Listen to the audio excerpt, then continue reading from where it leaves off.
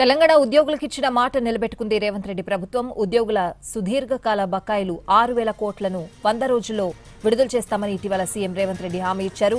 ఆ హామీని నెరవేరుస్తూ తొలి విడతగా 2,000 కోట్ల నిధులను విడుదల చేశారు. ఈ రోజు విడుదల చేసిన నిధులతో రిటైర్డ్ ఉద్యోగులకు సంబంధించి కీలకమైన బకాయిలను ప్రభుత్వం పూర్తిగా చెల్లించింది.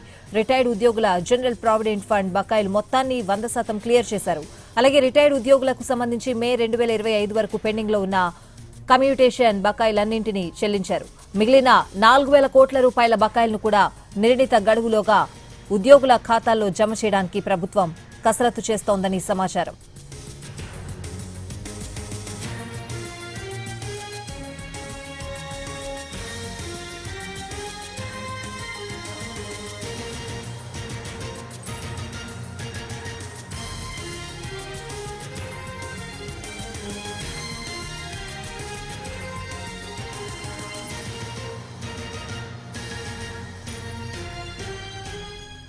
తెలంగాణ ఉద్యోగులకు ఇచ్చిన మాట నిలబెట్టుకుంది రేవంత్ రెడ్డి ప్రభుత్వం. ఉద్యోగుల సుదీర్ఘకాల బకాయిలు 6,000 కోట్లను 100 రోజుల్లో విడుదల చేస్తామని ఇటీవల సీఎం రేవంత్ రెడ్డి హామీ ఇచ్చారు.